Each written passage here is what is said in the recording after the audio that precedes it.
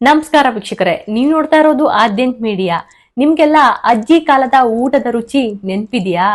ಹಾಗಾದ್ರೆ ಅದು ಕೇವಲ ಅವರ ಕೈ ರುಚಿ ಮಾತ್ರ ಆಗಿರ್ಲಿಲ್ಲ, ಅದು ಅವರು ಬಳಸ್ತಿದ್ದಂತಹ ಹಿತ್ತಾಳೆ ಪಾತ್ರೆಯ ಮಹಿಮೆಯಾಗಿತ್ತು. ಹಿತ್ತಾಳೆ ಪಾತ್ರೆಯ ಮಹತ್ವ ನಿಜಕ್ಕೂ ಕೂಡ ಈಗಿನ ಜನರೇಷನ್ಗೆ ಖಂಡಿತವಾಗ್ಲೂ ಗೊತ್ತಿಲ್ಲ. ಬಹಳಷ್ಟು ಜನ ಅಂಗಡಿಗಳಿಗೆ ಪಾತ್ರೆಗಳು ಅವಶ್ಯಕತೆ ಇಲ್ಲ ಅಂತ ಕೊಡ್ತಾ ಇದ್ದಾರೆ. ಆದ್ರೆ ಹಿತ್ತಾಳೆ ಪಾತ್ರೆಯ ರಹಸ್ಯವನ್ನ ನೀವು ತಿಳ್ಕೊಂಡ್ರೆ ನಿಮ್ಮ ಹೆಲ್ತ್ ಸೂಪರ್ ಆಗಿರುತ್ತೆ. ಹಾಗಾದ್ರೆ ಬನ್ನಿ, ಹಿತ್ತಾಳೆ ಪಾತ್ರೆಯ ಮಹತ್ವವನ್ನ ನಾನ್ ತಿಳಿಸ್ತಾ ಹೋಗ್ತೀನಿ. ನೀವು ಆದ್ಯಂತ್ ಮೀಡಿಯಾ ಚಾನಲ್ನ ಈಗಲೇ ಸಬ್ಸ್ಕ್ರೈಬ್ ಮಾಡ್ಕೊಳ್ಳಿ. ವಿಡಿಯೋಗಳು ಇಷ್ಟ ಆಗ್ತಾ ಇದ್ರೆ ನನ್ನ ಚಾನಲ್ನ ಫಾಲೋ ಮಾಡಿ. ಅಡುಗೆ ಮನೆ ಪಾತ್ರೆಗಳ ವಿಚಾರಕ್ಕೆ ಬಂದರೆ ಚರ್ಚೆಗಳು ನಡೀತಾನೆ ಇರುತ್ತೆ. ನಾನ್ ಸ್ಟಿಕ್ ಪಾತ್ರೆಗಳು, ಮಣ್ಣಿನ ಪಾತ್ರೆಗಳು, ಉಕ್ಕಿನ ಪಾತ್ರೆಗಳು ಮುಂತಾದ ಹಲವು ರೀತಿಯ ಅಡುಗೆ ಮನೆಯ ಪಾತ್ರೆಗಳಿವೆ. ಅಡುಗೆ ಮಾಡಲು ಯಾವುದು ಬೆಸ್ಟ್ ಅನ್ನೋದೇ ಸಾಕಷ್ಟು ಮಂದಿಗೆ ಗೊಂದಲವಾಗಿದೆ. ಆದರೆ ಈಗ ಹಿತ್ತಾಳೆ ಪಾತ್ರೆಗಳಿಗೆ ಬೇಡಿಕೆ ಹೆಚ್ಚಾಗ್ತಾ ಇದೆ. ನಾನ್ ಸ್ಟಿಕ್ ಪಾತ್ರೆಗಳು ಬಳಸ್ತಿದ್ದಂತಹ ಜನ ಈಗ ಮತ್ತೆ ಹಿತ್ತಾಳೆ ಪಾತ್ರೆಗಳ ಕಡೆ ಮುಖ ಮಾಡ್ತಾ ಇದ್ದಾರೆ. ಅದೇ ರೀತಿ ಕಬ್ಬಿಣ ಮತ್ತು ಮಣ್ಣಿನ ಪಾತ್ರೆಗಳು ಸಹ ಹೆಚ್ಚಾಗಿ ಬಳಸಲಾಗ್ತಾ ಇದೆ. ಆದ್ರೆ ನೀವು ಗಮನಿಸಿ ನೋಡಿ, ಹಿಂದಿನ ಕಾಲದ ರಾಜಮನೆತನದವರು ಮತ್ತು ಶ್ರೀಮಂತರಿಗೆ ಹಿತ್ತಾಳೆ ಪಾತ್ರೆಯ ಪ್ರಯೋಜನಗಳ ಬಗ್ಗೆ ಮೊದಲೇ ಗೊತ್ತಿತ್ತು. ಹಾಗಾಗಿ ಇವುಗಳಲ್ಲೇ ಹೆಚ್ಚಾಗಿ ಅಡುಗೆಯನ್ನ ಮಾಡ್ತಾ ಇದ್ರು.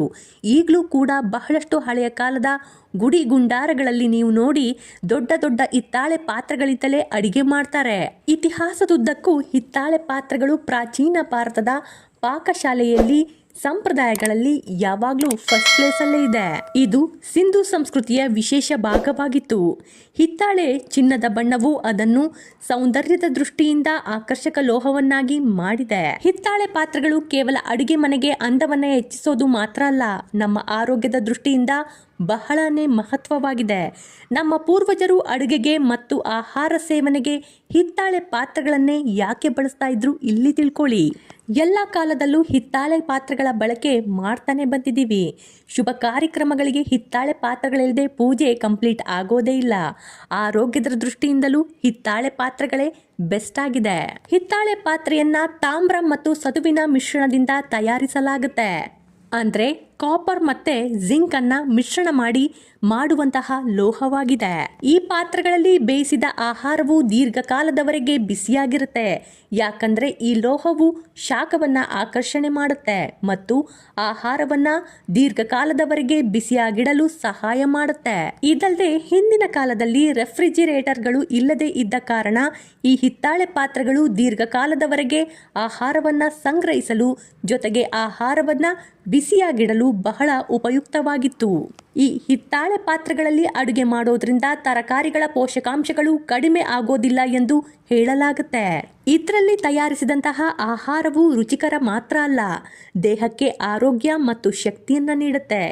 ಇದು ಇತರೆ ಪಾತ್ರೆಗಳಿಗಿಂತ ಬಲವಾಗಿದೆ. ಹಿತ್ತಾಳೆ ಪಾತ್ರೆಗಳಿಂದ ಅಡಿಗೆ ಮಾಡೋದ್ರಿಂದ ಆ ಲೋಹದ ಅಂಶಗಳು ಆಹಾರದ ಮೂಲಕ ನಮ್ಮ ದೇಹವನ್ನ ಸೇರಿಕೊಳ್ತವೆ. ಇದು ರೋಗ ನಿರೋಧಕ ಶಕ್ತಿಯನ್ನ ಹೆಚ್ಚಿಸಲು ಸಹಾಯ ಮಾಡುತ್ತೆ. ಹಿತ್ತಾಳೆ ಒಂದು ಲೋಹ ಅಲ್ಲ, ಎರಡು ಶಕ್ತಿಶಾಲಿ ಲೋಹಗಳ ಮಿಶ್ರಣ. ಬದಲಾಗಿ ತಾಮ್ರ ಅಂದ್ರೆ ಕಾಪರ್ ಮತ್ತು ಜಿಂಕ್ ಮಿಶ್ರಣವಾಗಿದೆ. ಈ ಎರಡು ಲೋಹಗಳು ಅವುಗಳ ವಿಶಿಷ್ಟ ಗುಣಗಳಿಗೆ ಹೆಸರುವಾಸಿಯಾಗಿದೆ. ತಾಮ್ರ ಕಾಪರ್ ಶಕ್ತಿ.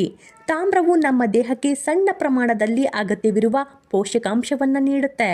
ಇದು ಕೆಂಪು ರಕ್ತ ಕಣಗಳನ್ನು ಉತ್ಪಾದಿಸುವಲ್ಲಿ, ರೋಗ ನಿರೋಧಕ ಶಕ್ತಿಯನ್ನ ಹೆಚ್ಚಿಸುವಲ್ಲಿ, ಆರೋಗ್ಯಕರ ಮೂಳೆಗಳನ್ನು ಕಾಪಾಡುವಲ್ಲಿ ಮತ್ತು ಗಾಯವನ್ನ ಗುಣಪಡಿಸುವಲ್ಲಿ ಪಾತ್ರ ವಹಿಸುತ್ತೆ.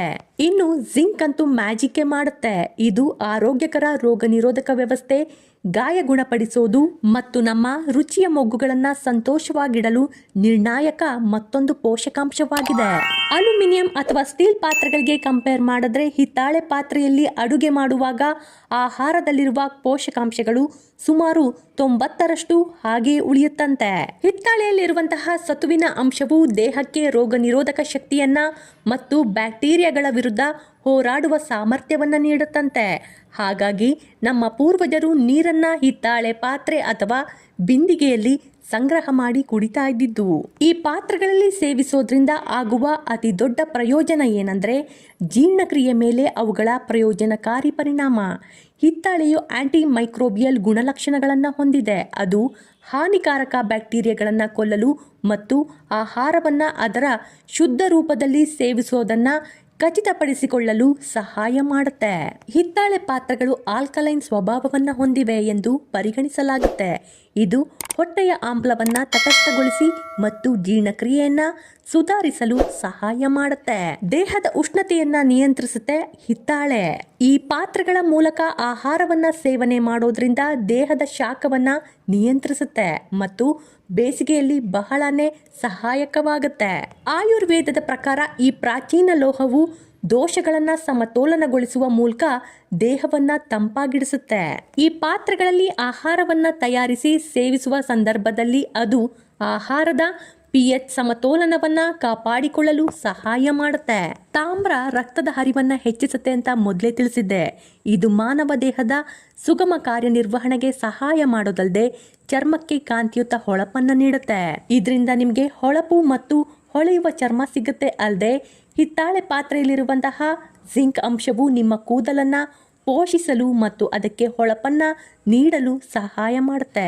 ಭಾರತೀಯ ಅಡುಗೆ ಮನೆಗಳಲ್ಲಿ ಹಿತ್ತಾಳೆ ಪಾತ್ರೆಗಳನ್ನ ಶತಮಾನಗಳಿಂದ ಬಳಸಲಾಗ್ತಾ ಇದೆ ಅಂದ್ರೆ ಇದರ ವಂಶಾವಳಿಯು ಪ್ರಾಚೀನ ನಾಗರಿಕತೆಗಳಿಂದ ಹಿಂದಿನದು.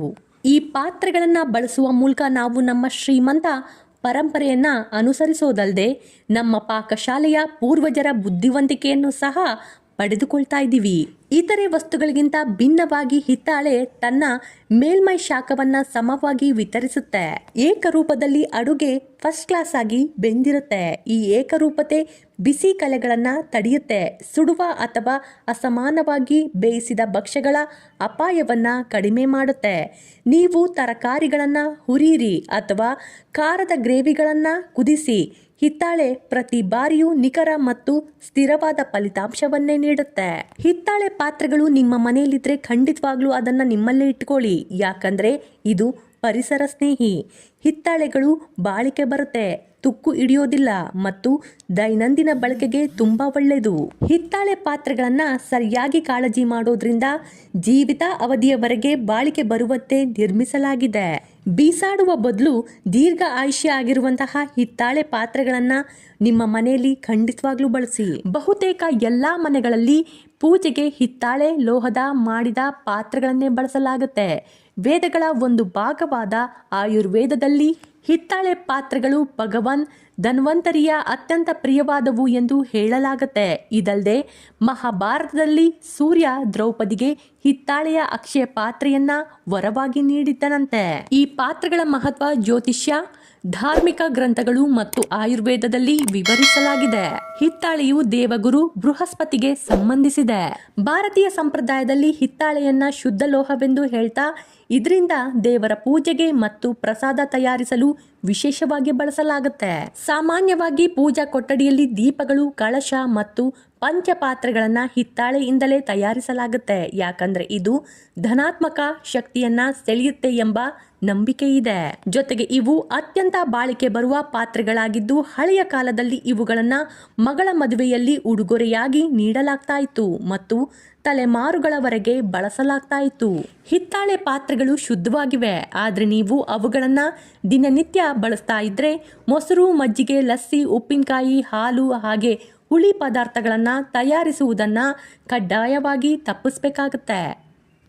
ನಿಮ್ಮ ಮನೆಯಲ್ಲಿ ಏನಾದ್ರೂ ಹಿತ್ತಾಳೆ ಪಾತ್ರೆಗಳಿದ್ರೆ ಖಂಡಿತವಾಗ್ಲೂ ಅವುಗಳನ್ನ ಉಳಿಸ್ಕೊಳ್ಳಿ. ಮುಂದಿನ ಜನರೇಷನ್ಗೆ ಖಂಡಿತವಾಗ್ಲೂ ಅದು ಉಪಯೋಗಕ್ಕೆ ಬರುತ್ತೆ. ಈಗೆಲ್ಲ ಹಿತ್ತಾಳೆ ಪಾತ್ರೆಗಳ ಬಳಕೆ ಹೆಚ್ಚಾಗ್ತಾ ಹೋಗ್ತಾ ಇದೆ, ಅದರ ವ್ಯಾಲ್ಯೂ ಜಾಸ್ತಿ ಆಗ್ತಾ ಹೋಗ್ತಾ ಇದೆ. ಅದರಿಂದ ಹೆಲ್ತ್ ಬೆನಿಫಿಟ್ಸ್ ಕೂಡ ಅಷ್ಟಿಷ್ಟಲ್ಲ, ತುಂಬಾನೇ ಇದೆ. ನನ್ನ ವಿಡಿಯೋಗಳು ನಿಮ್ಗೆ ಇಷ್ಟ ಆಗ್ತಾ ಇದ್ರೆ ಲೈಕ್ ಮಾಡಿ, ಶೇರ್ ಮಾಡಿ, ಸಬ್ಸ್ಕ್ರೈಬ್ ಮಾಡೋದನ್ನ ಮಾತ್ರ ಮರಿಲೇಬೇಡಿ. ಧನ್ಯವಾದಗಳು.